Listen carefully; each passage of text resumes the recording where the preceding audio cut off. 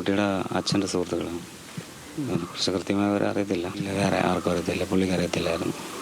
പുള്ളിയെക്കുറിച്ച് സംസാരിച്ചിട്ടില്ല, അറിയില്ല, ഇപ്പോഴും അറിയില്ല എന്താണ് സംഭവിച്ചതെന്ന്.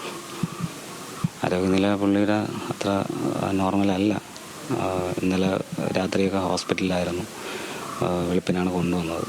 അപ്പോൾ എപ്പോഴും ചെറിയ പ്രശ്നങ്ങളൊക്കെ ഉണ്ട്, ഷിവറിങ്ങൊക്കെ ഉണ്ട്. ഇല്ല, ഒരു വിവാഹം ഉറപ്പിക്കുക അങ്ങനെ എന്തെങ്കിലും? വിവാഹത്തിൻ്റെ കാര്യങ്ങളൊക്കെ പറഞ്ഞിരുന്നു. അവൾ ജോലി കിട്ടിയിട്ട് വിവാഹം മതി എന്നാണ് ഞങ്ങളുടെ അടുത്തൊക്കെ പറഞ്ഞിട്ടുള്ളത്. അത് ഈ ഫഹാനെ കുറിച്ച് തന്നെയാണ് പറഞ്ഞിരുന്നത്? അച്ഛൻ അങ്ങനെ പറഞ്ഞിട്ടുള്ളത്. അവൾ ജോലി വാങ്ങിയിട്ട് കല്യാണം കഴിക്കുന്നുള്ളൂ എന്നുള്ള ഇതിലാണ് നിന്നത്. അല്ല, ഈ റിലേഷനെ കുറിച്ച് നമുക്കും അറിയത്തില്ല, പുള്ളിക്കാരനും അറിയത്തില്ല. പുള്ളി ഈ പയ്യൻ ആരാണെന്ന് പോലും അറിയാം. മോളെ കല്യാണത്തിൻ്റെ കാര്യമാണ് പുള്ളി ഉദ്ദേശിച്ചത്. മോളെ കല്യാണം എന്ന് പറഞ്ഞു കഴിഞ്ഞാൽ കല്യാണാലോചന ചെന്നപ്പോഴിപ്പോഴും വേണ്ടാന്ന് പറഞ്ഞിട്ട് നിൽക്കുകയായിരുന്നു.